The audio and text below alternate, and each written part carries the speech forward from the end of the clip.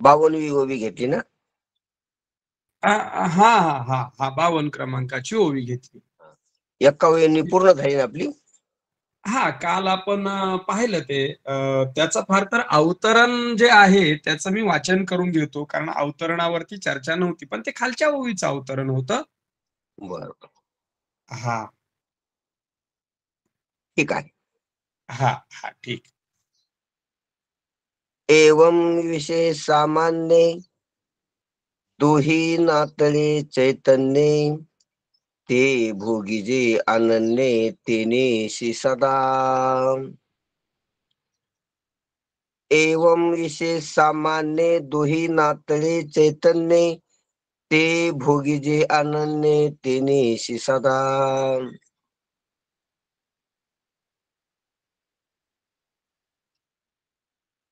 माऊली ज्ञानोबा आतापर्यंत अनेक दृष्टांताचा जो विस्तार सांगितला होता, तो ज्याच्यासाठी सांगितला होता त्या सिद्धांताकडे स्पर्श करतात. तसा तर प्रत्येकच ओळीमध्ये त्या सिद्धांतात दृष्टांताला सांकेतिक असा स्पर्श केलेला आहे.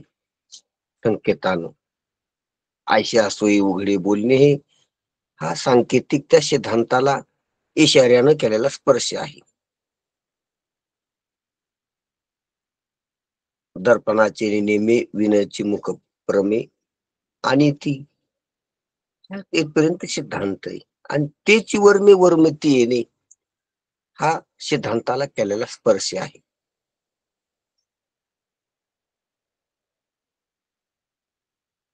तसेच लागणे केवळी अंगाशीची हा दृष्टांतपूर्वक सिद्धांताला स्पर्श आहे.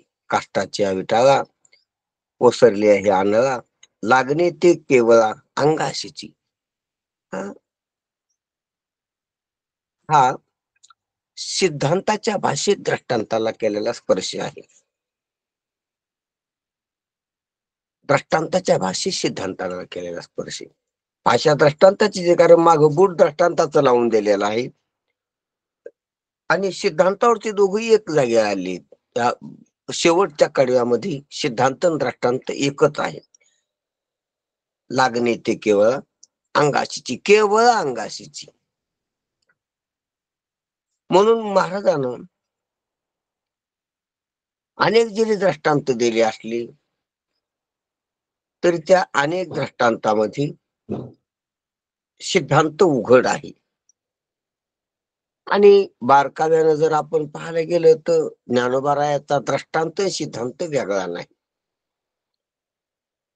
दृष्टांताला जग वेगळं उरलेलं नाही सिद्धांतावरून.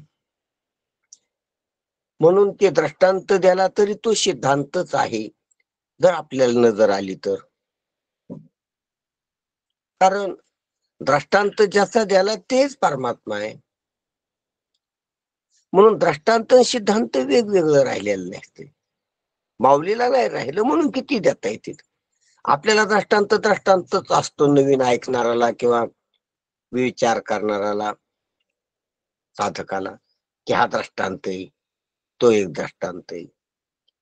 म्हणून आपल्याला दृष्टांत जग राहते, आपल्याला दृष्टांत संसार असतो आणि आपला सिद्धांतच परमार्थ असतो की सिद्धांतातला परमार्थ. आणि संतांना होऊन ठाके संसारो मोक्षमय आघवा. समजा संसारच मोक्ष झालेला असतो, संसारच परमात्मा झालेला असतो. परमात्मा संसारान वेगळा राहिलेला नसतो आणि संसार परमात्म्यान वेगळा राहिलेला नसतो. म्हणून अवघेची त्रिलोकी आनंदाचे आता पण अवघाची संसार सुखाचा करीन. हे जे त्याच्या मुखातून आलेले शब्द आहेत, तर दृष्टांत सिद्धांत वेगळा राहिलेला नाही, हा त्याचा भाव आहे. म्हणून ज्ञानोबारायानं या अत्यंत केंद्रस्थानी, अत्यंत अंतिम ज्ञानाचा जो अंतिमातला अंतिम पटवून देण्याचा, कळून देण्याचा, लक्षात आणून देण्याचा, सांगण्याचा जो शेवट आहे, तिथपर्यंत सांगणं पोहोचत नाही. असं जे सांगणं आहे, असं जे तत्व आहे, तर ते तत्व अव्यवहार्य, अवाच्य, आणि तिथं द्वैत नाही, द्वैताचा कुठलाच व्यवहार नाही. ते कोणाचं ज्ञेय नाही, ते कोणाचं ज्ञाता नाही.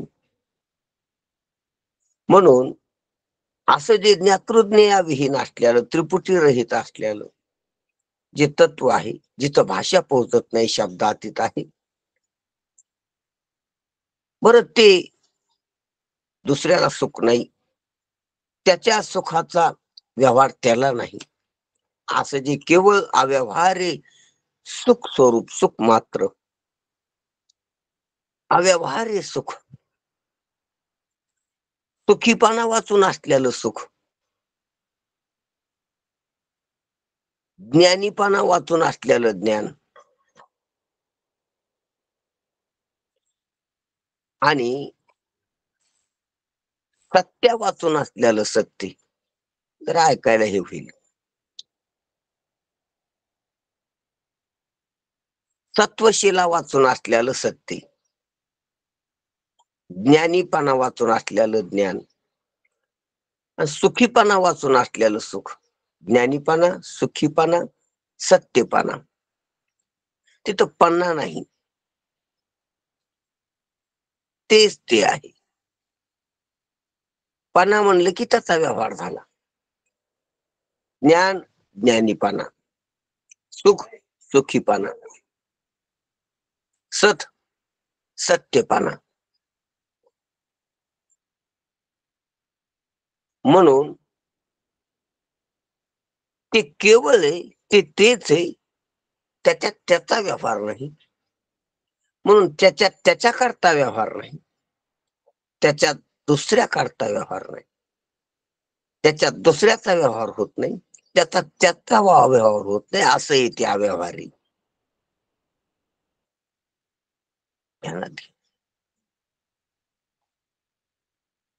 त्याचा व्यवहार त्याच्यात नाही, असं ते अव्यवहारी. आता त्याचा त्याच्या पुरता त्याच्यात व्यवहार नाही, म्हणजे अव्यवहार्य आहे. तर मग दुसरं कशात आलं तिथून? दुसरा कोण, दुसऱ्याचा कसा विषय? म्हणून ते अविषयी, अज्ञेय, अव्यवहारी, अवाच्य, अशी नावं काय येतात तिथं? शास्त्रामध्ये असे शब्द काय येतात? संतांच्या मुखातून असे शब्द काय येतात? कारण की हे येते, काही म्हणा येते. व्यवहार म्हणले की व्यवहाराच्या माग लावा, वाचा म्हणले की वाच्याच्या माग लावा, शब्दाच्या माग लावा, अशब्द. काही इथं तुम्ही पॉझिटिव्ह जगातला कुठला बी शब्द घ्या, तो तिथं निगेटिव्ह होत नाही, त्याचा अभाव होतो. त्याचा अत्यंत अभाव आहे तिथं. अभाव वेगळा, निगेटिव्ह वेगळा. निगेटिव्ह विरोध आहे.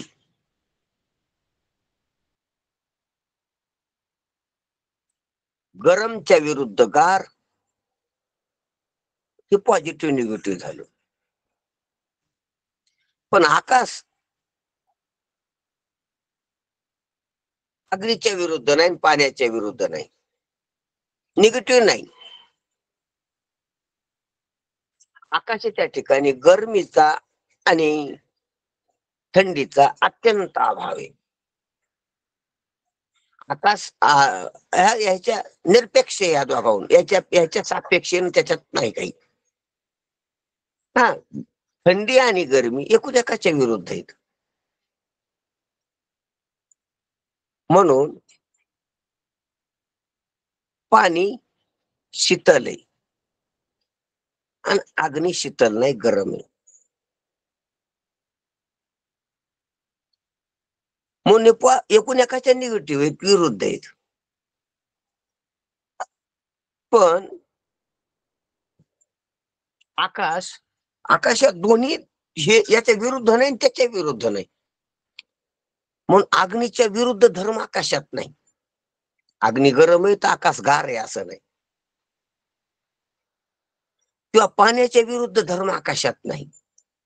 पाणी गार आहे तर अग्नी गरम आहे असं नाही, आपल्या आकाश गरम आहे असं नाही.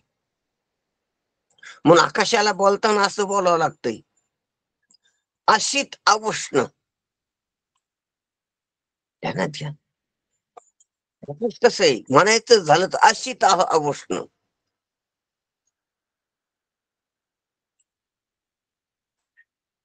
ध्यानात घ्या. पृथ्वीच्या माध्यमातून बोलायचं झालं तर अमल. पृथ्वी समल आहे, मल आहे. पृथ्वी घन आहे, आघन. आकाशाला लावावं लागतंय, कारण की ह्या धर्माचा अत्यंत अभाव आहे तिथं. त्याच्या विरुद्ध धर्म नाही तिथं. त्याच्या ह्या द्वंद्वाचा अभाव आहे तिथं. पृथ्वी पाहत मी, पृथ्वी मलिन आहे आणि पाणी नितळे निर्मळ आहे. मळाला धुणार आहे. पृथ्वीच्या विरुद्ध धर्म आहे पाण्यात. पृथ्वी घन आहे, पाणी पातळ आहे, द्रव आहे. विरुद्ध आहेत. म्हणून पृथ्वीचा पाण्याचा विरोध आहे, एकूण एकाच्या निगेटिव्ह, एकूण एकाच्या विरुद्ध आहे. हा, आता चला, पाणी आणि अग्नी विरुद्ध आहेत. चला त्याच्या पुढे, अग्नी आणि वायू विरुद्ध आहेत, एकूण एकाच्या विरोध आहे. एक एकाला रूप आहे, एकाला नाही. पण आकाश ह्या चारही भूताचा वेगळे, त्याच्या विरुद्ध नाही. दृष्टांतात दृष्टांत चालला आपला. दृष्टांतात ते कसं आहे तर पृथ्वीच्या विरुद्ध नाही. त्याचा निर्मळपणा पृथ्वीच्या विरुद्ध नाही. आता निर्मळपणाचं घेऊच नका, फक्त पृथ्वी घन आहे तर आकाश द्रव आहे असं नाही. पाणी आहे द्रव, आकाश नाही द्रव.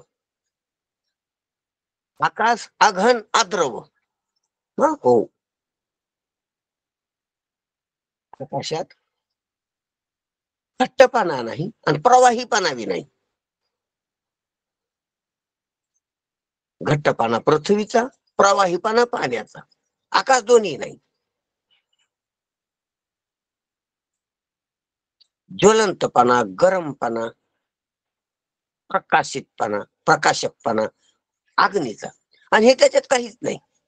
म्हणून आकाश अप्रकाशित बी आहे, आकाश अवष्ण बी आहे, आकाश अज्वलनशील बी आहे. ज्वलनशील नाही, ज्वलन नाही. म्हणजे अग्नीचे सर्व धर्म त्याच्यात नाहीत. अग्नीच्या विरुद्ध बी नाही, अग्नीला विरुद्ध बी नाही, अग्नी सारखं बी नाही. आकाश वायू, वायूचा ना अग्नीचा विरोध आहे.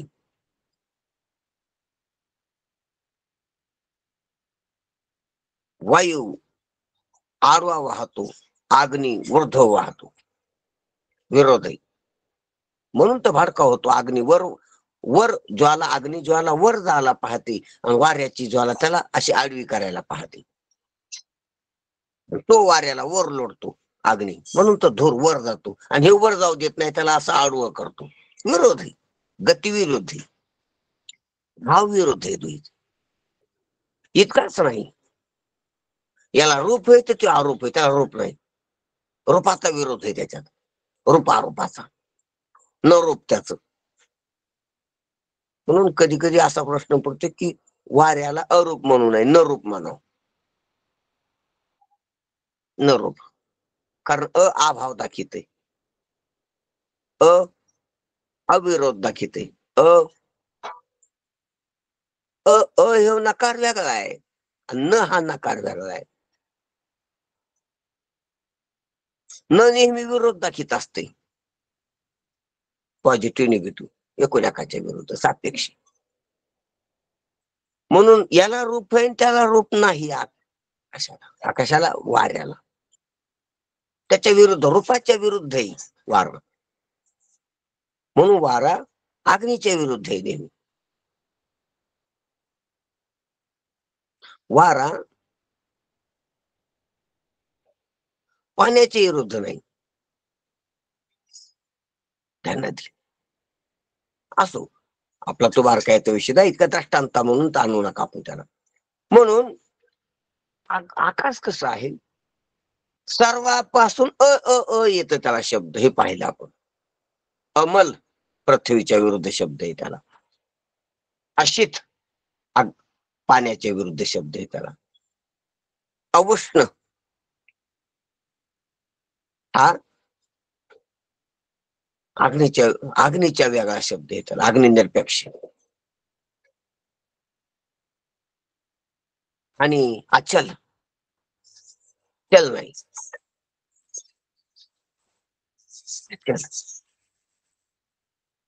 हा वायूचा अत्यंत अभाव आहे. म्हणजे याच्यासारखा नाही, याच्या विरुद्ध बी नाही, असा आकाश आहे. याच्या विरुद्ध बी नाही, याच्या सारखं बी नाही. मग त्याच्यानं आलं बी नाही, ती याच्यातच हे सर्व होत. ती अलग बी नाही आणि अलग बी आहे. विरोध बी नाही, सहकार्य बी नाही,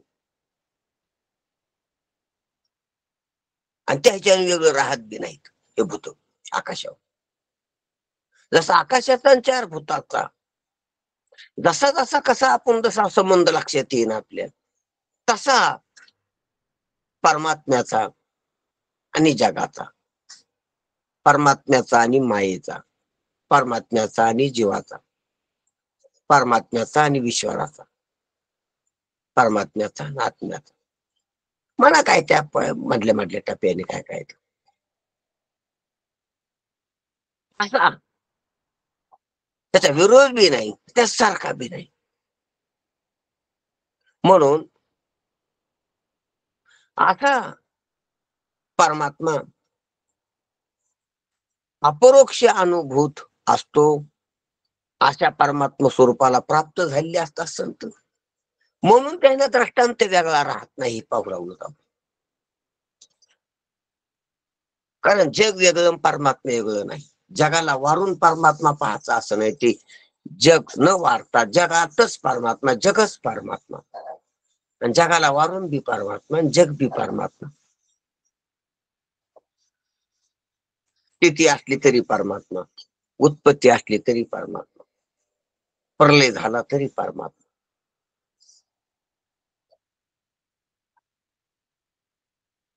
मुलाय अग्राय मध्याय मूल मध्याग्र मूर्ती क्षीणाग्र मूल मध्याय नमः पूर्णाय शंभवी.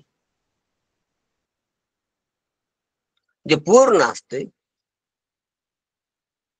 ते पूर्णात असते.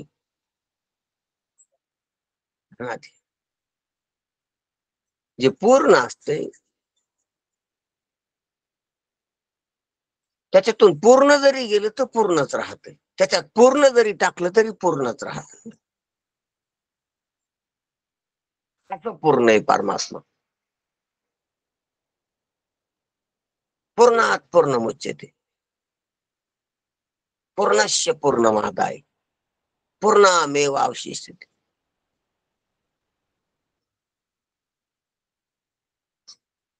पूर्ण पूर्णात असते. हे दोन शब्द आहेत. ते पूर्ण आणि अपूर्ण हे समजा. जसं सोनं पूर्ण अलंकारात आहे म्हणून ते पूर्ण आहे. ते अलंकार पूर्ण का म्हणायचे? संख्यात्मकानं. संख्यात्मक नाव आहे त्याचं पूर्ण अलंकार. आणि पूर्ण अलंकारात पूर्ण स्व नाही, हे संख्यात्मक नाही.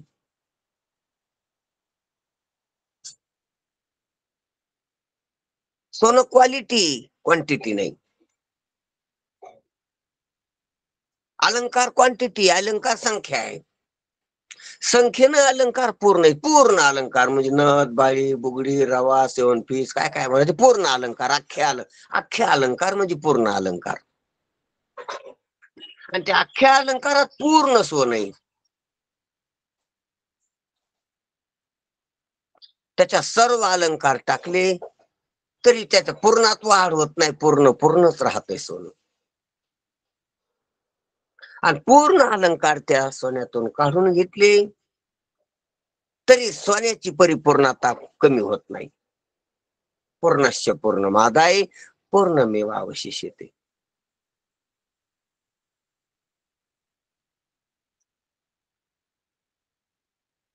सोनं एकटाच पूर्ण आहे. ध्यानात घ्या, बाळी एकटी पूर्ण नाही, अपूर्ण आहे. बाळीत नथ नाही, बाळीत झुंबर नाही, बाळीत छाला नाही, बाळीत इतराचा अभाव आहे. बाळी एकटी पूर्ण नाही, सोनं एकटं पूर्ण आहे.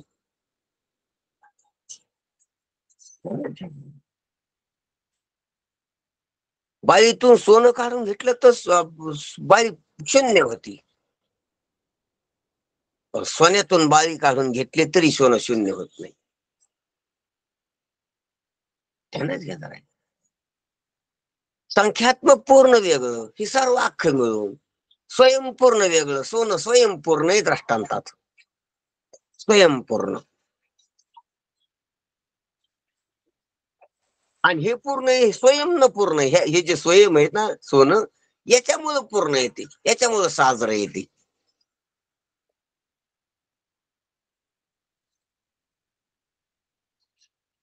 अखिल अलंकारावर सोन्याची कृपा आहे. अलंकाराची कृपा सोन्यावर नाही.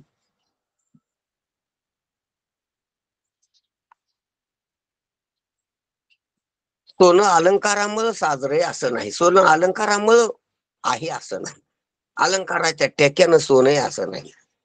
सोन्याच्या टेक्यानं अलंकार यायचे. म्हणून सोनं एकटंच सर्व आहे. हे सर्व मिळून बी सर्व नाहीत. सर्व शब्दाचे दोन अर्थ, एक संख्यात्मक आणि एक परिपूर्णता. अलंकार सर्व मिळून बी सर्व नाहीत. सोनं एकटं सर्व आहे.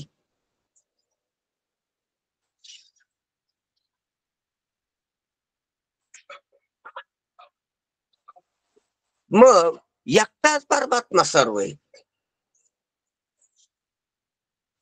सर्वस्यच्या हा हृदय संन्यतो, सर्वात एकटा आहे. एकटाच सर्व आहे. सर्वात एक आहे आणि एकच सर्व आहे. आणि सर्व नाही, एकच आहे. म्हणून सर्व पूर्ण,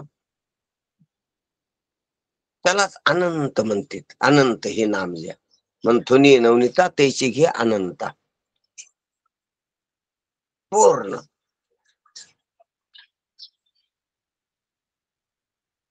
सर्वम खल्विदम ब्रह्म. ब्रह्म. बरोबर बरोबर. सर्वम खल्विदम ब्रह्म. नेहम नानास्ति किंचन. हो, दुसरं तिथं नाही काही. सोन्याच्या ठिकाणी दुसरे अलंकार नाहीत. सर्व सोनं तसा सर्व परमात्मा असे अवघा देवची झाला पाही भरून अंतर बाही. भरला घनदाट हरी दिशी. आणि हा असा ज्याचा अनुभव, असं ज्याचं नेहमीच अनुभव आहे, असा ज्याचा निश्चय, अशा निश्चयाला, अशा अनुभवाला, अशा अपरोक्षतेला जो प्राप्त झाला त्याला संत साधू महात्मा म्हणते. आणि तो अनुवाद करीत असतो. त्या मग अशी माऊली अनुवाद करायली तर माऊलीला कशाचा फळाचा दृष्टांत सांगताना फुल वेगळं नाही, रसाचा दृष्टांत सांगताना रस वेगळा नाही. दृष्टांत तरी काय, इंद्रियाच्या सापेक्षेने दृष्टांत वेगवेगळी येते की रसाचा दृष्टांत, जिभेच्या दृष्टीने बोलले तर रसाचा दृष्टांत आला, नाकाच्या दृष्टीने बोलले तर फुलाचे दृष्टांत आले, डोळ्याच्या दृष्टीने बोलले तर रूपाचे दृष्टांत समोर आले. इंद्रिय भेदानं राहण्याचे दृष्टांत समजा एकच आहे, दृष्टांत सिद्धांत वेगळाच नाही. कुठं वेगळा आहे काय? तुका म्हणे आता नाही दुसरी. कशाच्या तरी असं अपेक्षेनं बोलल्यामुळे वेगळं वेगळं वाटतंय, ना ते वेगळं नाही, तेच आहे ते. म्हणून कशाचा दृष्टांत घेऊ द्यास, दृष्टांत सर्व एकच असतो आणि दृष्टांत नसतो तो सिद्धांतच असतो. काही बोला, तुका म्हणे जे जे बोला ते ते साजे या विठ्ठला. पाहतो कोबरा कसं तुकाराम म्हणतेच काही बी बोला ते ह्या विठ्ठलावर सोबत आहे, विठ्ठलाला साजत आहे, ती विठ्ठलाशी शेम होत आहे, ती काही बोला. मुखातून जी ध्वनी निघंती नाम आहे, मुखातून जी ध्वनी निघंते भजन आहे. पण हे लक्षात आल्यावर परिपूर्णता झाल्यावर, म्हणून तयाचे बिसाट शब्द, तयाचे बर का, कोणाचे बी नाही. तयाचे हा शब्द हा तिथं का घातला माऊलीनं, कोणाचे बी बिसाट शब्द असं का नाही म्हणले. बाकीच्याचे सुंदर शब्द सुद्धा बिसाट आहेत. बाकीच्याची हळवारपणानं जपून तोलून मोलून घेतलेले शब्द सुद्धा बिसाट आहेत.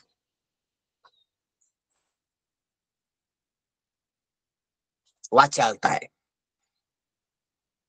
आणि तयाचे बिसाट शब्द सुखे म्हणून ती माऊली म्हणते. पाठांतरवाल्यानं साजरे गोजरे ताला स्वरात मोजून मापून गोड जरी शब्द बोलले तरी ते बिसाट आहेत, याच्या पुढे बिसाट आहेत. यानं भलते बोलले तरी ते बिसाट नाहीत, वेद आहेत. ती वेद शब्दाचा अर्थ ज्ञानानं बोलणं, कळून बोलणं, कळाल्यानं बोलणं, याला वेद म्हणू. वेद म्हणजे नियमात बोलणं, व्याकरणात बोलणं. वेद शब्दाचा अर्थ सांगायला व्याकरणबद्ध बोलणं, शुद्ध बोलणं, रस्व दीर्घाला अनुसरून बोलणं, मापून बोलणं, कळून बोलणं, कोणत्याच ऐसा ज्याचा ऐसा कोणत्याच ज्याचा प्रकारचे अनुभव दोषमुक्त बोलणं. हा ऐसा ज्याचा अनुभव विश्वदेव सत्ती सेवा. नाही, ते बिनचूक नाही व्हायला तुमचं, सत्यसेवा नाही ती. विश्वदेव सत्यत्वे. ठीक आहे, ठीक आहे, काय हरकत नाही. म्हणून काय बोलायला लागलो तर आपण की ते वेद आहे, वेद शब्दाचा अर्थ सांगू लागलो. वेद म्हणजे सर्व नियमानं युक्त बोलणं, सर्व नियमात बसलेलं बोलणं, जे व्याकरणाच्या नियमात आहे, जे ज्ञानाच्या बोलण्यात आहे, म्हणजे कळून आहे, कळून बोलणं आहे, शुद्ध बोलणं आहे, उच्चार शुद्ध आहे त्याचा,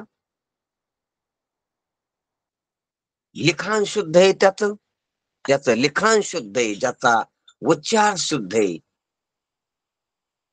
आणि जे कळून आहे म्हणजे ज्ञान शुद्ध आहे. ज्ञान शुद्ध, विचार शुद्ध, उच्चार शुद्ध, लिखाण शुद्ध, त्याला वेद म्हणा. ज्याच्या लिखाणात गडबड नाही, ज्याच्या उच्चारात गडबड नाही, ज्याच्या विचारात गडबड नाही, आणि ज्याच्या बोधात गडबड नाही. अज्ञान गेलेलं असल्यामुळं बोधरूपता आहे, अविचार गेल्यामुळं विवेकता आहे, वाणीचे सर्व दोष गेल्यामुळं स्पष्टता आहे, विशदता आहे. नमो विशद बोध विद्गदा. आणि लिखाण शुद्ध येते, शुद्ध रूपाला आलेलं आहे. वेद मूर्ती येते, ग्रंथ मूर्ती येते, वाङ्मयीन मूर्ती येते परमात्म्याची. वेद म्हणजे शुद्ध लिखित, आणि ते शुद्धानं त्याचा उच्चार करावा म्हणून त्याची संथा, म्हणून त्याची अध्ययन,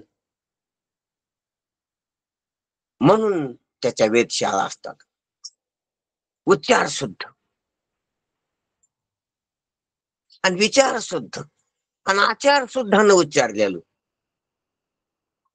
लिखाण, आचार, उच्चार, विचार आणि बोध ह्या इतक्यानं शुद्धी परिपूर्ण विशुद्ध, याला त्याला म्हणावं वेद. असा वेद शब्दाचा अर्थ सांगू लागलो. आणि तसं येते तुकाराम महाराज म्हणते, बिसाट शब्द त्याची तशी येत, याला येत म्हणते तर तशी येते. तुकोबरायचा गाथा तसा आहे, आपण सांगू. सर्व शुद्धीत उतारलेला. असो आपला विषय विस्तारितच झाला, पण कामाचा बी आहे. म्हणून वेद हे तयाचे बिसाट शब्द सुखी म्हणून येते वेद. इतराचे साजरे गोजरे शब्द पण कडू मडू तोंड करून बी न म्हणू येते वेद, आणि सुखे म्हणू येते, हसून वेद म्हणू येते. आणि बळच भेडानं जरी म्हणायला गेलं तर न म्हणू येते वेद. ती चांगली माणसं येतो आले, चांगलं बोलले, तरी पण नाही, वेद नाही म्हणता येत त्याला. काव्यात बोललेत, साजर गोजर बोलले, लय अभ्यास करून आले, लय सराव केला त्यानं बोलले, आता तरी त्याला काय खाना मार्क द्या, नाही.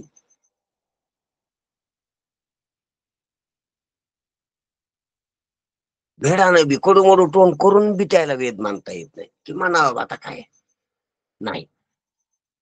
निर्भीड चांगला निष्पक्ष परीक्षक असला त्यांना नाही देणार, वेद नाही म्हणणार. आणि याचे एडे गाभारे शब्द जरी असले तरी वेद आहेत. असो का, तर त्याचा दृष्टांत सिद्धांत एक झाला. म्हणून दृष्टांत सिद्धांत एक झाला, हे महत्वाचं. हा आपला विषय होता. म्हणून माऊलीनं अनेक दृष्टांत घेतले, अनेक अपेक्षेनं, म्हणजे इंद्रिय अपेक्षेनं, अनेक अवस्था सापेक्षे, इंद्रिय सापेक्षे, विषय सापेक्षे वेगवेगळे दृष्टांत जरी आले असले तर वेगवेगळ्या ठिकाणी अडकलेल्या लोकांना काढायसाठीच येते. वेगवेगळ्या ठिकाणी गुंतलेल्या लोकांना काढायसाठी. अज्ञानाच्या शाखा आहेत, मग अज्ञानाच्या अनेक शाखा आहेत, तशा ज्ञानाच्या बी अनेक शाखा झाल्या. ध्यानात घ्या, अज्ञानाच्या शाखा असल्यामुळं जशी चोराचे अनेक प्रकार आहेत, तर मग पोलिसाचे अनेक प्रकार झाले. हा, गुप्तचर विभाग वेगळा, ते इकडे तपासणी करणारी वेगळी, हाणणारी पोलिस वेगळी, शोध लावणारी पोलिस वेगळी. त्या इकडे जर शाखा झाल्या तिकडे शाखा होतच असतात. चोरीचे मार्ग अनेक आहेत, गुन्ह्याचे मार्ग अनेक आहेत, तर कायद्याचे मार्ग बी अनेक करावं लागले. आधी हे म्हणून ते का, तसे अज्ञान अनेक प्रकारचे म्हणून ज्ञान बी अनेक प्रकारचे. अनेक प्रकारानं गुंतलेली म्हणून अनेक प्रकारचे अनेक प्रकारानं सोडावं लागतात, म्हणून अनेक दृष्टांत द्यावं लागतात, म्हणून अनेक ग्रंथ लागतात, अनेक वाव्या लागतात, त्याला अनेक अभंग लागतात.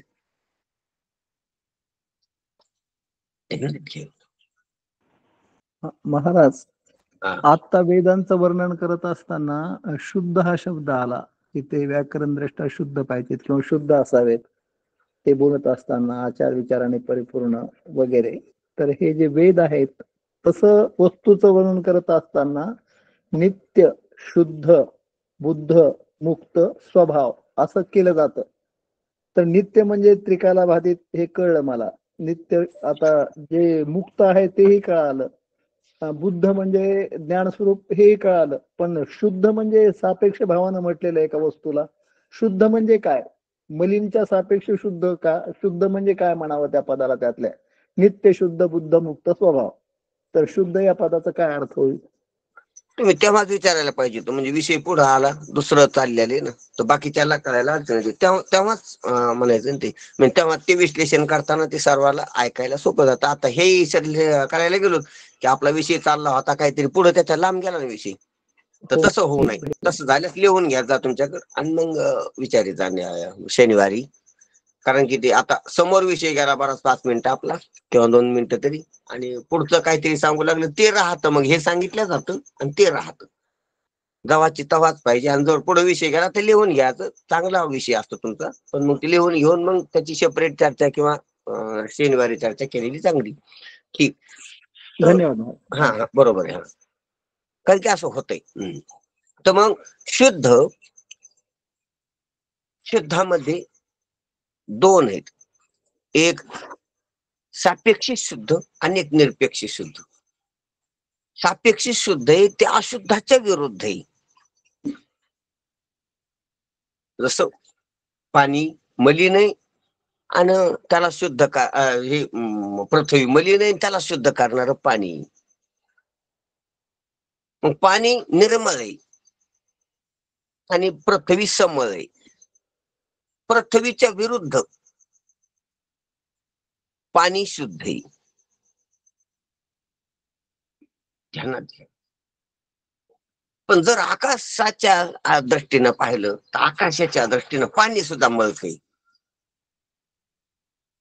पाण्याला सुद्धा काहीतरी रंग आहे, रूप आहे. पाणी सुद्धा मळक आहे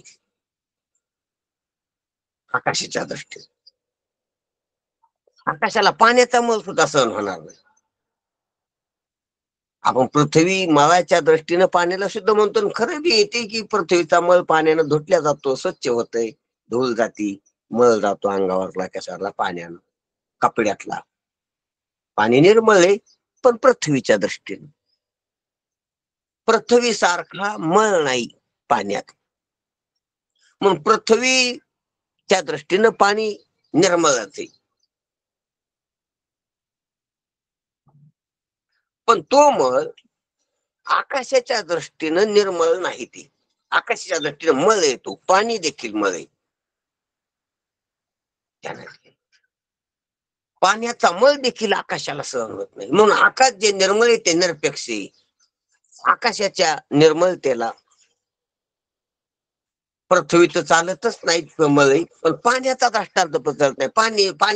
पाण्याची तुलना करता येत नाही त्या सगळं की पाण्यासारखं निर्मळ आहे आकाश नाही. अरे पाणी मळक आहे तुझं.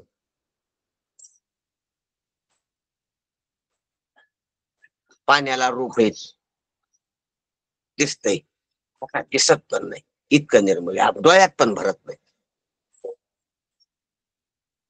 आकाशाला असे पाण्यासारखे अनुरेणू नाही, चंचलता नाही, प्रवाहीपणा नाही आकाशाला.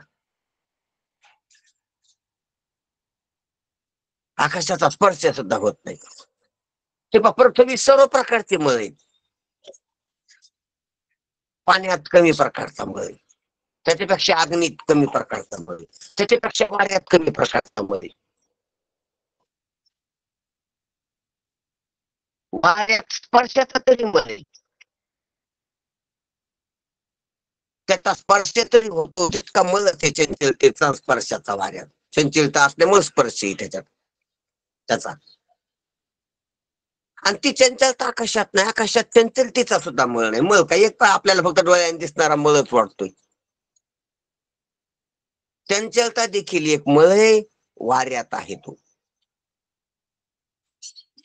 रूप देखील एक मळ आहे, अग्नीत आहे तो.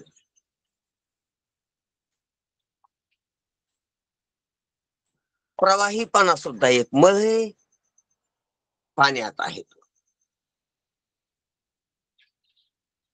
आणि गढूळपणा देखील एक मळ आहे, पृथ्वीत आहे तो. गढूळपणाचा मळ पृथ्वीत, प्रवाहीपणाचा मळ त्या गढूळपणाला घालवीन प्रवाहीपणा पाहिजे त्याला. प्रवाहीपणानं तो बाजूला जातो, तर तो पाण्यात आहे. मग प्रवाहीपणा देखील मळच आहे. जसं ध्यानात घ्या की कपड्याला लागलेला डाग मळ आहे आणि साबण देखील एक मळच आहे, पण त्या मळानं हे मळ जातोय. साबण काय निर्मळ आहे का? मळच आहे साबण. म्हणून कपड्याला धुळीचा लागलेला मळ रंगाचा लागलेला मग साबणीनं जातो. हा, साबणीनं जो कपडा डिम होतो तर तो मग नील नील नील नील किंवा अनेक वेगवेगळे पावडर निघले जातात, तो साबणीचा मळ बी घालते ती उजाला चकचकीत करते. नील पण नील बी एक मळच आहे. तो उजाला म्हणा, त्याला आता वेगवेगळी पावडर निघलीत, काहीतरी राणी पल काहीतरी वेगवेगळी काही लिक्विड किंवा पावडर, तर ते देखील मळच आहे. लिक्विड असल्या तरी मळच आहे. मळ घालिणार म्हणलं तर ते सापेक्ष मळच आहे त्याच्या. म्हणून गढूळ मळ पृथ्वीचा, प्रवाही मळ पाण्याचा, रूपवान मळ अग्नीचा, चंचलता मळ वाऱ्याचा, आणि ह्या गढूळ, प्रवाही, रूप आणि चंचल ह्या चार मळाहून निर्मळ आकाश आहे. चार मळाच्या विरहित आकाश आहे ते पावलं जातो. पण आकाश कसं निर्मळ आहे? निरपेक्ष निर्मळ आहे ह्या मळाहून. निरपेक्ष, त्याला विशुद्ध म्हणतात. हे एकमेकापेक्षा शुद्ध आहेत आणि आकाश विशुद्ध आहे. तसा परमात्मा शुद्ध आहे, ते विशुद्धी शुद्धी, ते निरपेक्ष शुद्धी. परमात्मा शुद्ध आहे, त्याच्यासारखा नाही, त्याच्या विरुद्ध बी नाही, त्याच्या विरुद्ध पण नाही. गरीबाच्या विरुद्ध श्रीमंत असतो. राजा गरीब तर नाही पण श्रीमंत बी नाही. हा, हो, राजाला गरीब म्हणणं तर अपमान आहे, पण श्रीमंत म्हणणं बी अपमान आहे. त्याचं वैभव काही वेगळंच आहे. ते श्रीमंतीत वैभव त्याचं वाचता येत नाही. श्रीमंत हे नाव त्याला देता येत नाही राजाला. गरीब तर नाही देता येत, पण श्रीमंत देता येत नाही. श्रीमंत म्हणणं त्याचा अपमान आहे राजाला. त्याप्रमाणे अशुद्ध नाही, पण हे जगातली शुद्ध म्हणताना परमात्म्याला अपमानित होईल. परमात्मा त्याला लावता येत नाही ते. म्हणून त्याला शास्त्रात किंवा शहाण्यानं विद्वानानं विशुद्ध नाव दिले, की अशुद्ध, शुद्ध, विशुद्ध. अशुद्धाच्या विरुद्ध शुद्ध, आणि शुद्धाला निरपेक्ष बोलायचं असलं तर विशुद्ध असतो आपला तो विषय. म्हणून परमात्मा शुद्ध आहे. म्हणजे परमात्म्यात कुठलेच संसारातले धर्म नाहीत. संसार नाही, संसाराचे धर्म नाहीत. आणि त्या परमात्म्याचा वेगळा कोणता धर्म असा त्यात वेगळा दिसत नाही. धर्मी भाव नाही तिथं, फक्त स्वरूप.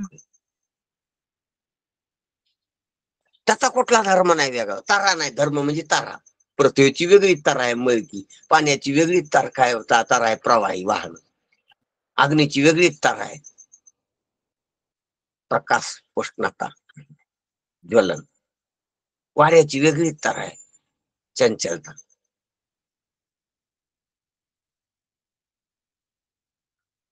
त्याची आकाशाची तारा नाही. म्हणून आकाश कोणला असून इतकं असून चौकडून असून बी लक्षात येत नाही, कळत नाही, आकाशाची जाणीव होत नाही. कारण ते ताराच नाही, याच्यासारखा ताराबाज नाही. ती आहे गडी गप्प आहे. तिथं गडी गप्प आहे. वारा गडी गप्प नाही, आला की हंगामाची. पृथ्वी गडी गप्प नाही, पाणी गडी गप्प नाही, अग्नी गडी गप्प नाही. लगेच ज्वाला धोरण आला की राक्षसी रूप घेतो. विद्रोह म्हणजे एकदम लगेच चंचल, कलह माझी ते ठिपचार होत. आणि आकाश तसं कलह माझीत नाही, येत नाही, ते असतंय. हे येतेच जाते, ते असतंय. वारा येतोय जातोय, अग्नी सूर्य येतोय जातोय, पाऊस पाणी येतय जातय, पृथ्वी येते जाते.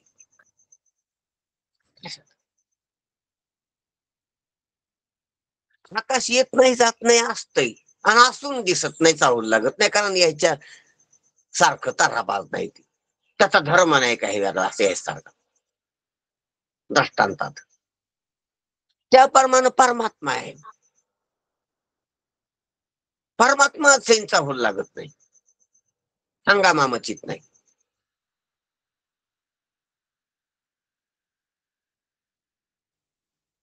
कसा काही वेगळा धर्म नाही.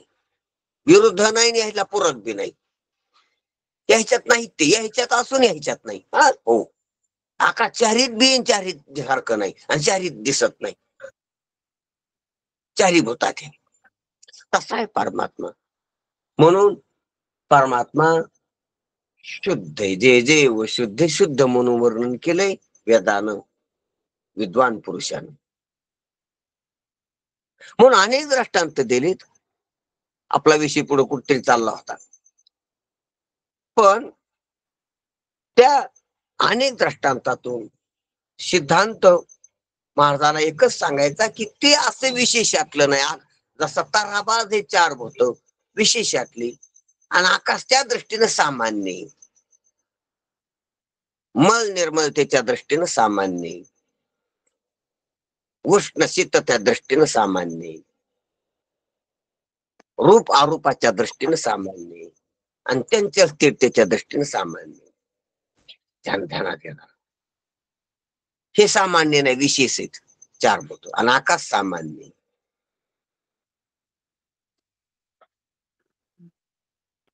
विशेषात बी पण विशेष नाही, विशेषासोबत आहे विशेष, त्याच्यामुळेच हे सर्व विशेषता, पण तरी बी ते विशेष नाही, सामान्य.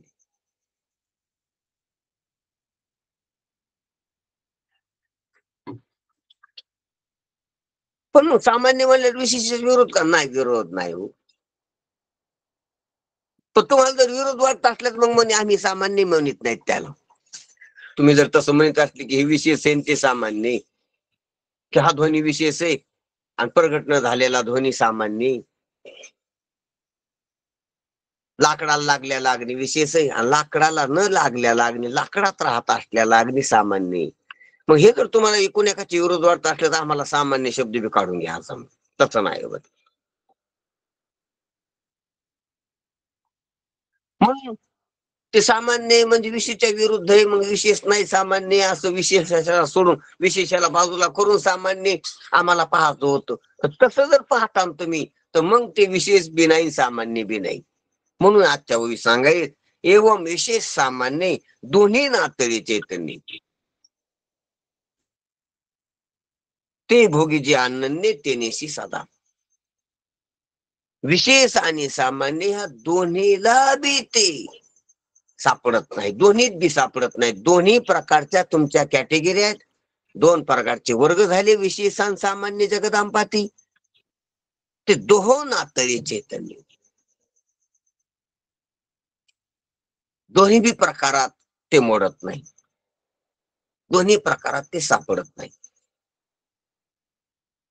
आता पुढे गेली माऊली देते, कारण आपण त्याच्या माग माग येऊन त्याने जे सांगितलेलं त्याचं रूपांतर आपल्या ज्ञानात, आपल्या तरात,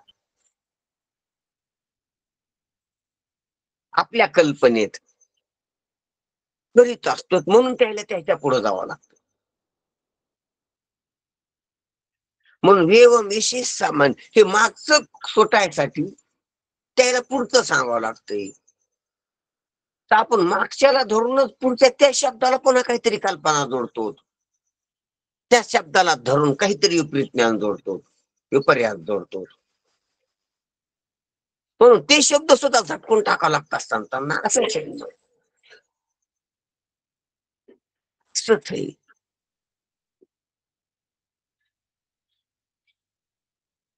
आपण ह्या जगातल्या रूपात गुटलो म्हणून संताला देवाचं रूप सांगावं लागलं. रूप पाहता आलो ते सुख खाली साधे. पण आपण त्या रूपात कल्पना केल्या, त्या रूपात अनेक प्रकार पर्यास पाहू लागलो. मग ते रूप सुद्धा सोडून दिलं त्यांनी. मग ते निर्गुण म्हणले. पसाला आपण बी निर्गुण घाल आणि मग निर्गुण निर्गुण निर्गुण म्हणू लागली, तर मग त्याला ते निर्गुण बी टाकून द्यावं लागलं की निर्गुण बी नाही, आगुण म्हणले. मग ते त्रिगुण महाराज म्हणतात ना की आगुण, त्रिगुण आसार निर्गुण हे सार. त्रिगुणाला सोडून दे. आधी इथं गुण सगुणाला म्हणली होती, सगुणाचं भजन करा. मग सगुणाला सोडून मग निर्गुण म्हणली की त्रिगुण आसार आहेत, निर्गुण हे सार आहेत. मग लोक निर्गुण निर्गुणच करू लागले. निर्गुण निराकार निर्गुण आहे, निर्गुण आहे, आणि निर्गुणाला गुणातच पाहू लागली. काही याच्याकडे तेच मसाला आहे मागचा. निर्गुणाला गुणाच्या सापेक्षेनच पाहू लागली, म्हणून ते निर्गुण पण नाही म्हणले. गुणाचे सगुण निर्गुण गुणाचे झाले दोन्ही सापेक्षित, म्हणून अगुण मानलं लागलं त्या आलं याच्यावर. तस आतापर्यंत विशेषातला सर्व वारलं आणि सामान्याचे दृष्टांत दिली महाराजांना. विशेष शब्द टाकला सामान्य, विशेष अग्नी टाकला सामान्य अग्नी. विशेष पीक, पिकाची विशेषता सोडली, सामान्य बीजात असलेलं पीक कालचा दृष्टांत. विशेष मुख सोडलं दर्पणात झालेलं, सामान्य रूप मानावर असलेलं, दर्पणाच्या वाचून असलेलं. असे विशेषाला घालण्यासाठी सामान्य रूपाला लक्षात आणून दिले. पण आता आपण त्याच्या मागे येऊन सामान्यावर बसलो. पण मग सामान्याची कल्पना विशेषाला धरून सामान्याची संकल्पना तयार झाली आपली. कोणाचा तरी अनमिट राहिलेला आहे. म्हणून ते जे सामान्य सामान्य सामान्य म्हणून लागलो तर आपण, आणि मागच्याच कल्पना, मागच्याच आपला विपर्यास तसा ठेवून सामान्य सामान्य शब्द जर पकडला तर महाराजाला तसं सामान्य नाही म्हणायचं. सामान्य तुम्हाला सांगायचं का, सामान्य हे सर्व अविद्यिकच आहे, सर्व माईकच. विशेष बी माईक आहे. जसं शेतातलं पीक विशेष आहे आणि बीजातलं पीक सामान्य आहे. फक्त ते कळण्याचा विषय नाही, कळण्याचा विषय नाही. दोन्ही बी प्रकृतीच आहेत, दोन्ही बी मायाच आहेत. सामान्य विशेष जळायला लागलेला अग्नी विशेष आहे आणि घर्षणाच्या आधी प्रकट झालेला अग्नी सामान्य. हा अग्नी विषय होणार आहे आणि तो अग्नी विषय होणार नाही, इतका फरक आहे. पण दोन्ही बी अग्नीच आहेत, दोन्ही मायाच आहेत, दोन्ही जडच आहेत, दोन्ही बी अविद्यिकेच आहेत. एक उद्भूत आहे, एक अनुद्भूत आहे, इतका फरक. म्हणून सामान्य असलं तरी ते सामान्य जगच आहे, सामान्य प्रकृतीचे, सामान्य मायाचे, सामान्य अज्ञानाचे. दृष्टांत द्याल तर आम्ही सामान्य असतो, तुम्हाला तसं थोडंच येते. हे एकाच जातीचे येते विशेषण सामान्य, अविद्यिकच आहेत, माहिकच आहेत. तसा नाही परमात्मा. सामान्य फक्त ह्या औषधाकडून द्यालता आम्ही की हे जसं कळण्याचा ज्ञानाचा विषय, ते ज्ञानाचा विषय व्हाने वाचू नये, तसा ज्ञानाचा विषय व्हाने वाचून परमात्मा ह्या औषधाकत आहे. पण तुम्ही तशी काही परिकल्पना करता तर तसा नाही. कोणतीच कल्पना करू नका, सर्व कल्पना टाकून द्या. एका जनार्दनी कल्पची मोराला, मग तो चिहारी झाला ब्रह्मरूप. कल्पना जर तुम्ही धरीत राहिली आणि कोणतेही शब्द पकडीत राहिली कल्पना धरून, कल्पना धरून सगुण शब्द धरा, कल्पना धरून निर्गुण शब्द धरा, कल्पना धरून सामान्य म्हणा, कल्पना धरून ज्ञान म्हणा, कल्पना धरून सजितानंद, कल्पना पकडली, कल्पना टाकायची, अविद्या टाकायची, मग हे ते अविद्या तशी ठेवून, कल्पना तशी ठेवून जर तुम्ही अनेक शब्द पकडता, अनेक संकल्पना पकडता, तर ती मायाच आहे. मग मायाच हाताला आली, देव नाही हाताला आला, देव नाही प्राप्त झाला, मायातच खेळायला लागली.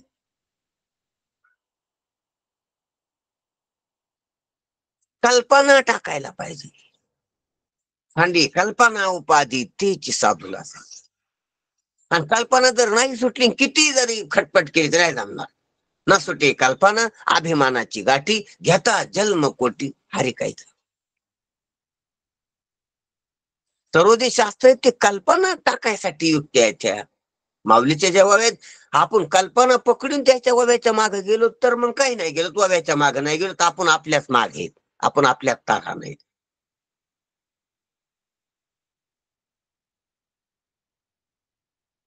म्हणून आमचा प्रकृती पलीकडील भाव म्हणले, सांगा महाराज आम्ही तुमच्या मागे यायला लागलो कल्पनेचं जाळं घेऊन. नाही जमणार, जरी कल्पने विण लागशी पाहू. सामान्य आहे पण आपल्याजवळचे सर्व साहित्य टाकल्याशिवाय परमात्मा नाही. सर्व टाका तेव्हा परमात्मा असते. जिथल तिथंच परमात्मा आहे. आपण ग्रंथ श्रवण करतो तर त्याच्या मागे कल्पनेचं जाळं घेऊन फिरतो की सांगा आम्हाला तुमचा चेंडू झेलायचा. टाका तो चेंडू असा जाळ्यात अडकण्यासारखा नाही. बोधाचा चेंडू कल्पनेच्या जाळ्यात अडकायसारखा नाही.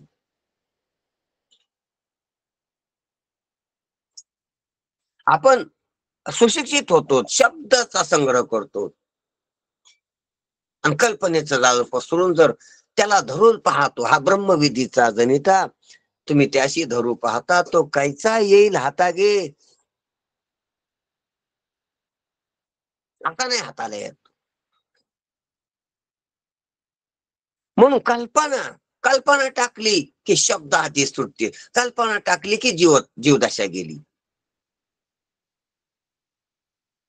कल्पना गेला की निर्विकल्प परमात्माच आहे. म्हणून त्याला असं दुसरं म्हणून पाहूच नका. मी आहे तो आहे. मी असा आहे तो तसा आहे. तो कसा आहे? तो कसाच नाही. तोच नाही. तो आणि मी एकच आहे. जीवदशेची कल्पना तोपर्यंत तो नाही. तो सापडणार नाही. तो हाताला लागणार नाही. त्याचा बोध बी होणार नाही. काय बोध होईल कल्पना घेऊन बसल्यावर? बोधाची कल्पना होईल की मला बोध झाला. बोधाची सुद्धा कल्पना असते. हा, उपचाराचं स्वप्न पाहिल्यासारखं, डॉक्टरचं स्वप्न पाहिल्यासारखं दवाखान्यात गेल्याचं त्याला गुण नाही येणार.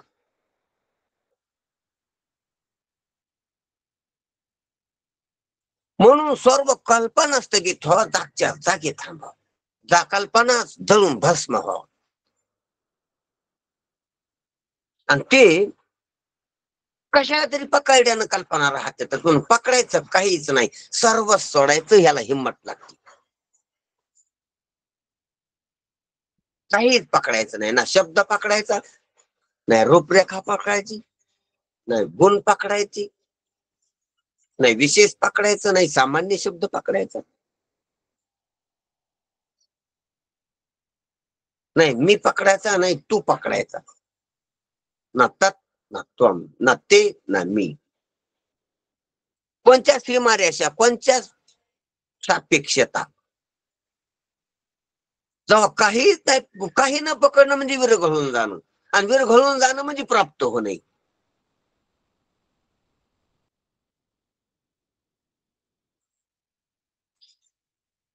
त्याच्यात नाही ज्ञानीपणा राहत, त्याच्यात नाही जाणतेपणा राहत, तिथं नाही द्वैत राहत, तिथं नाही व्यवहार राहत. हा, मग तेच आहे ते.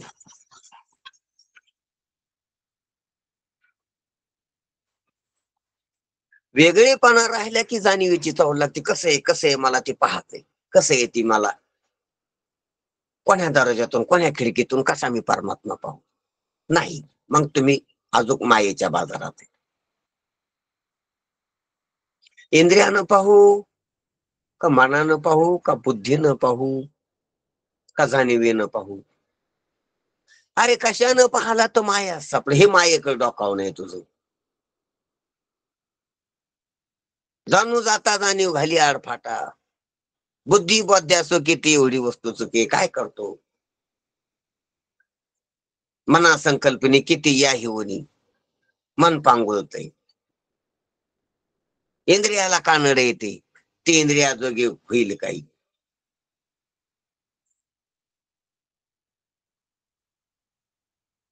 कसं काय म्हणे कोणचीच म्हणून काही प्रयत्न करा. उगार आहे निवांत शिन शिवाय कैशीने दैवत प्रसन्न त्वरित. अरे उगार आहे निवांत शिन शिवाय. वाया शिनू नको. कशाना देव प्राप्त होईल, कशाना देव मिळत, कशाना देव कळन मला. ते वेगळाच नाही तुझ्याहून, त्याच्यात व्यवहार नाही कळण्याचा. तो देव आहे. तो कळायला तुझ्याहून वेगळा नाही, तू त्याच्याहून वेगळा नाही. कसा कळ? त्याला कळायला नाम रूप नाही, गुण नाही.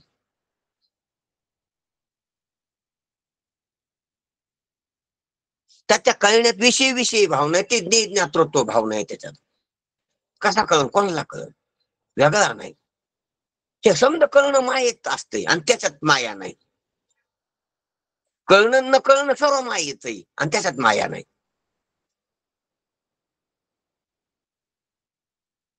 सर्व द्वैतात आहे त्याच्यात द्वैत नाही. तिथं सर्व संकल्प येते आणि तो निर्विकल्प आहे. म्हणून आयसा घे का रे संन्यास, करी संकल्पाचा नाश. मग तो राहे भलते ठाई, जनी वनी खाटे होई. सांडी जाणीवेची काळा, होई द्वैताशी वेगळा, वृत्तीशी वेगळा. तो का म्हणे नभा होई अणुचाही गा. बापा हा नभावर आले का नाही. निरपेक्षता, चारी भूताहून वेगळे पण निरपेक्षता. चारी भूताच्या भावाभावाहून वेगळे आकाश जसे तसा आहे परमात्मा. असो म्हणून सांगायचं रहस्य याच्यातलं एकच, ते वेळ संपला आपला, की एवं विशेष सामान्य दुहो नातळी चैतन्य ते भोगी जे अनन्य ते. म्हणून विशेष आणि सामान्य दोन्ही प्रकारच्या प्रकारामध्ये ते सापडत नाही. नातळी, त्या दोन्हीचा स्पर्श लागत नाही, त्या दोन्हीने आतळत नाही, आकलन होत नाही. दोन्ही प्रकारात आकलन होत नाही त्याचं दोन्ही प्रकार. हे पागणीच विशेषतेनं आकलन होतंय, सामान्यतेनं आकलन होते. पेटल्याला अग्नी विशेष वर्गात मोडतो, न पेटल्याला अग्नी सामान्य वर्गात मोडतो. वर्ग आहेत दोन, दोन क्लास आहेत त्याचे, क्लास 1 क्लास 2.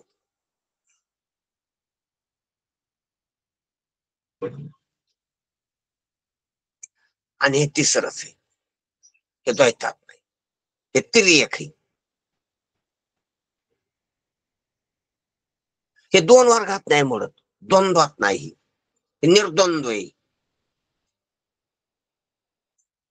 सर्व माया, सर्व जग, सर्व प्रकृती द्वंद्वात मोडते आणि हे निर्द्वंद्व आहे. म्हणून हेही नाही तेही नाही, वेगळा दोही पासून. पहा, हेही नाही तेही नाही, अत्यंत महत्वाची गोष्ट आहे. मग विशेष नाही, सामान्य नाही. परमात्मा विशेष का सामान्य? विशेषता घालायसाठी सामान्य म्हणावं लागतंय.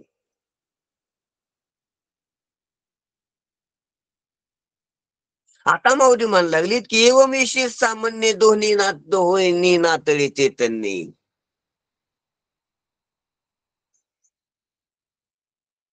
आपण माऊलीच्या माग चालू, तर आपल्याला वाटतं आता जमन, आता बसायचं जागा येईल. बसायचं नाही रे, आता ठेप्याची वेळ येईल, आता उभा राहते माऊली. हे झाड आहे काय कोणू, त्या पुढच्या डोंगरावर थांबायचं काय कोणू, ते पुढे झोपडी दिसायली तिथं बसायचं काय कोणू. ही यात्रा, जगात थांबायचं नाही, जगाच्या बाहेर जायचंय.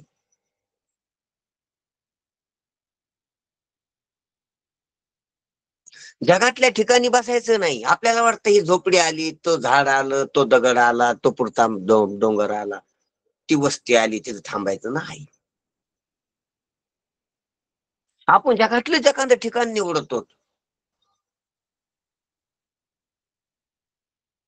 आणि माऊलीला जग जोगी येते, जग जोगी.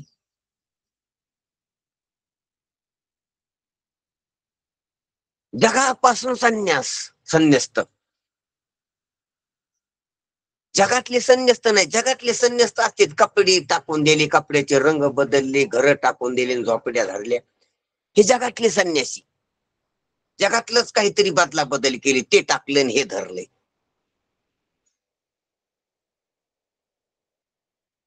बदला बदल केली, ते जगातले जोगी. आणि जगातले जोगी नाही, जग जोगी. जग टाकायचंय, जरा शब्द. जगापासून जोग,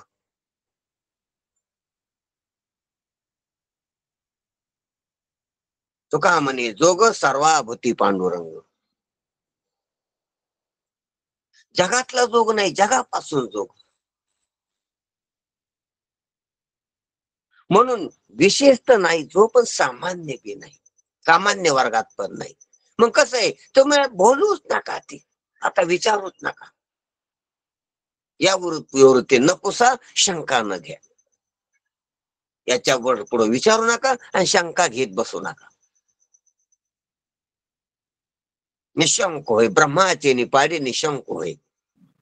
तुका म्हणे नको पुसू वेळोवेळा, उपदेश वेगळा उरला नाही. उरला नाही. ते तूच आहेस, पण तू तुला पाय, तुझे तू पाही, तुझे तू होई. म्हणून ते जे आहे दोहोनात, आता विशेषण सामान्य दोन्ही शब्द काढून टाकली माऊलीनं. आणि मग ते कसं आहे, ते भोगी जे अनन्यतेनेशी सदा, ते अनन्यतेनेशी भोगी जे अनन्यतेनेशी, ते अन्य राहून, त्याच्याहून अन्य राहून त्याचा बोध, त्याचा भोग होत नाही. अनन्यतेशी सदा ते तेच होऊन तुका म्हणे अंगी व्हावे ते आपण, तरीचा महिमा नाही. तुम्हाला वेगळं राहून पाहिजे. हे पहा, एखाद्या मोठ्या जलाशयात, एखाद्या मोठ्या पुरात वेगळं राहून आपल्याला स्नान करायचे, त्याच्याशी संबंधित व्हायचं आणि त्याच्यात शिरायचं नाही. ह्या तीर्थाचं स्नान तसं नाही होत. बकेटात पाणी घेऊन असं बाजूला आम्हाला सुस्नात व्हायचंय, तसं सुस्नात नाही ह्या तीर्थात. कारण बकेटात घेतले की ते तीर्थ राहत नाही. वडी टाकावं लागते. वडी टाकायची भीती वाटते, कारण आपल्याला काठ सोडायचा नसतो. आणि तीर्थ आवडत आहे. तट सोडायचा नाही, तीर्थ आवडत आहे. माती सोडायची नाही, पाणी आवडत आहे.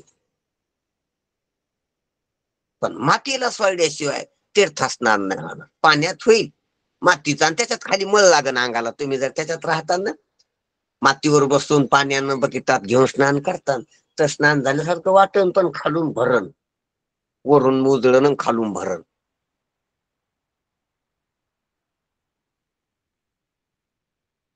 तो कडून निर्माण नाही व्हायचे तुम्ही, संबंध राहील मातीचा. म्हणून उडी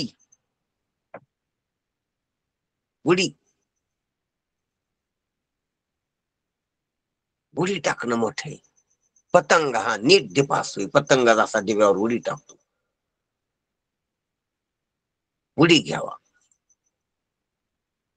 म्हणून तुकाराम महाराज, ज्ञानोबा आपल्याला उडी घ्यायला सांगतात की हे तटाला चिटकून राहू नका, झाडाच्या फांदीला लटकू नका, इकडे तिकडे उडी टाका. दोरीला धरून पाहू नका, उडी टाका, लटकू नका. तिच्या डोहामध्ये उडी, तुकारामध्ये बुडी. बुडी, हो, तिच्या डोहामध्ये उडी, तुका दे बुडी. ती गंगाच वेगळी, उलटी वाहे गंगापूर आकाशी आला, एकाएकी नावेमध्ये समुद्र बुडाला. ती गंगा असते मोठी. म्हणून असो, म्हणून आपल्याला काय सांगायचं की सर्व शब्द, सर्व अर्थ, सर्व कळणं, सर्व न कळणं, हे सर्वाची तिलांजळी. म्हणून ते कसं आहे, अनन्यतेशी तेच होऊन, त्याच्याहून वेगळं न राहून. त्याच्याहून वेगळं राहिले की ते नाही, पाण्याहून वेगळं राहिले की तीर्थ नाही ते. म्हणून गंगेत उडी, आत जाऊन स्नान, तीर्थाचं स्नान आत जाऊ नये, बकेटानं घेऊन नाही. तसं त्या परमात्म्याशी एकरूप, तर तिथं जाऊ नये, त्याच्याशी एकरूप होऊन वेगळं राहून नाही. म्हणून विशेष म्हणले, सामान्य म्हणजे वेगळं राहिले तुम्ही. म्हणून ते भोगी जे अनन्यतेशी सदा, ते अनन्यतेशी सदा भोगी जे, ते त्याच्याहून वेगळं न राहताच ते होऊ जे. आणि मग ते होऊनच ते भोगी जे. भोगी जे म्हणजे तद्रूपच होईल. म्हणून सारांश, आत्मचैतन्य सामान्य आणि विशेष या दोन्ही धर्माला आकळले जात नाही, तर ते त्याच्या स्वरूपाशी अनन्य होऊन आपले सुख भोगीत असते. भोगीत असते शब्दाचा अर्थ ही परिकल्पना केलेली, ते भोग स्वरूपात असते, ते सुख स्वरूपात असते. त्याच्यात सुखाचा व्यवहार किंवा सुखाची क्रिया किंवा सुखाचा वेगळा भोग नाही, भोगता नाही. परंतु ते आपल्याला शब्दात मांडायचं म्हणलं तसं मानून सांगावं लागतं. वेदांत शास्त्रात विशेष तेवढे कल्पित आहे म्हणून विशेष सोडावे, आणि विशेष सोडले म्हणजे तत्सापेक्ष सामान्य शब्द हे राहत नाही, कारण विशेषच नाही तर सामान्य कशात. जोपर्यंत विशेष इकडून दिसतं हे विशेषण ते सामान्य, तिकडे गेल्यावर हे दिसत नाही मग ते बी नाही. एवढी गोष्ट बोलू आपणच संपू इथं.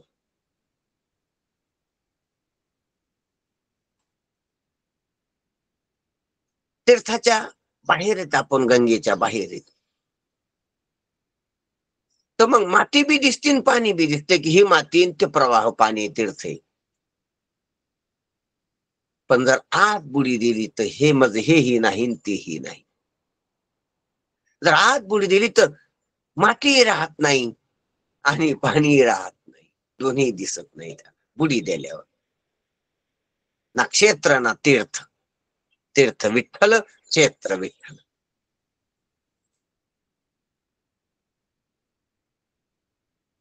म्हणून वेदांत शास्त्रात विशेष तेवढे कल्पित आहे म्हणून विशेष सोडावे, आणि विशेष सोडले म्हणजे तत्सापेक्ष सामान्य शब्द हे राहत नाही. सामान्य आहे असे मानण्याला सुद्धा विशेष असावे लागते. जर विशेषच नाही तर तेथे सामान्य आहे असे तरी कसे म्हणता येईल? म्हणताच येणार नाही ना. म्हणजे विशेषापासून सामान्याच्या निश्चयाचा व्यवहार होतो.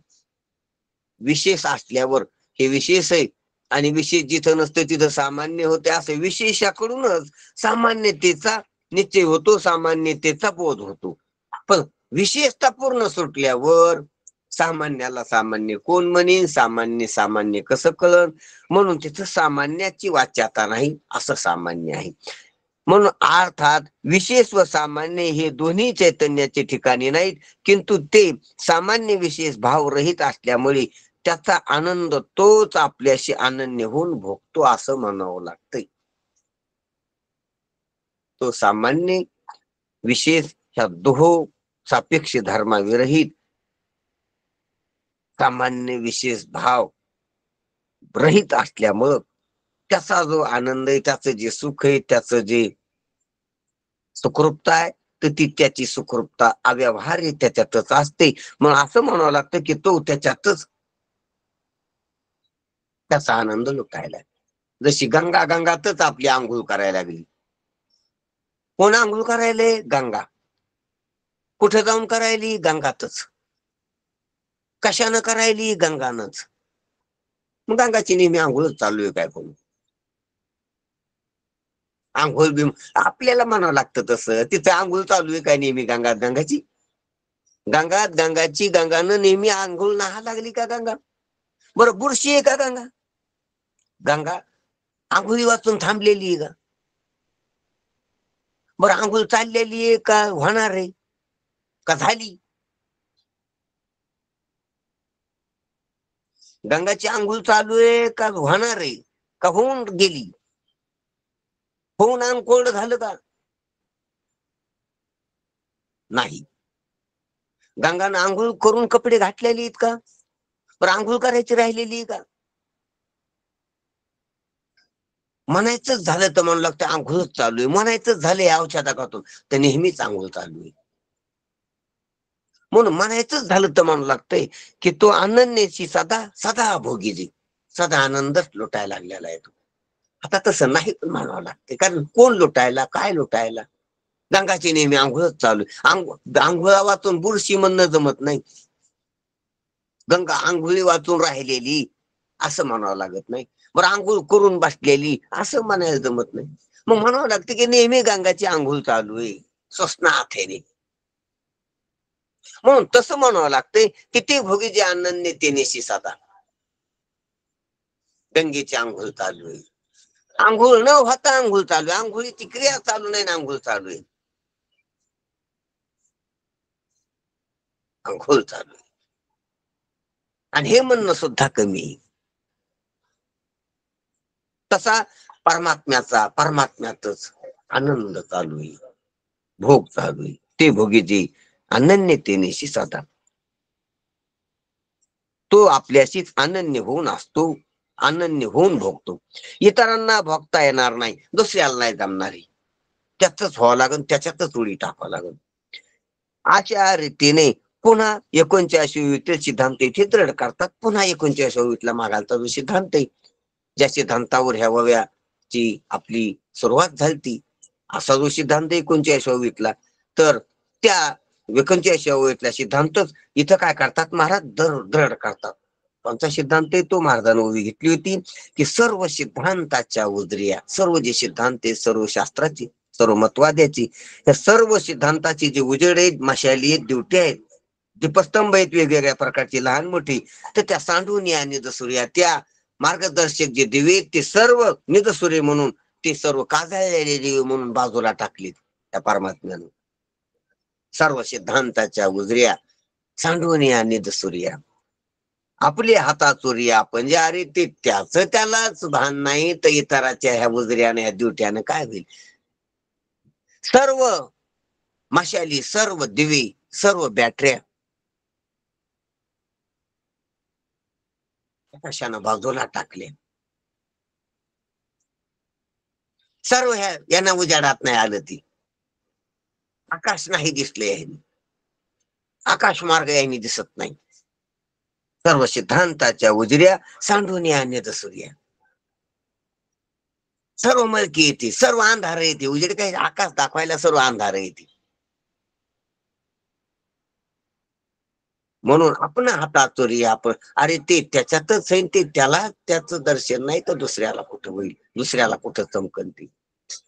त्याच्यावर उजेड पडायला त्याच्यावर काय नाही, असा पडदाच नाही. उजेड पडायला त्याच्यावर प्रतिबंध पडदा असल्यास उजेड पडन तुमच्या ड्युट्याचा, मशालीचा, बॅटऱ्याचा. तिथं पडदाच नाही. देशच नाही असा देश आहे आकाश. स्थलच नाही असं स्थल आहे आकाश. तिथं स्थलच नाही, कुठंच पाय टाकायला स्थल नाही, प्रकाशाला पडायला कुठंच जागा नाही आकाशात. म्हणून पृथ्वीवर जागा आहे, पाण्यावर जागा आहे, 2 जाग्यावर जागा आहे प्रकाशाला पडायला. प्रकाशाला 2च अंथरूण आहे झोपायला पडायला, पृथ्वीचं एक आणि पाण्याचं एक.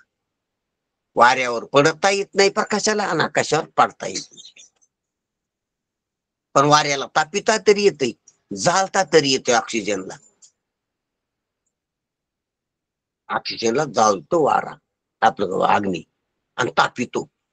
पण आकाशाला तर जाळीत बी नाही, तापीत बी नाही. आकाशापुढे काही चलत नाही अग्नीचं, प्रकाशाचं. म्हणून ते सर्व निजसूर्य अवस्था झाली त्या समजा ड्युटीची याची.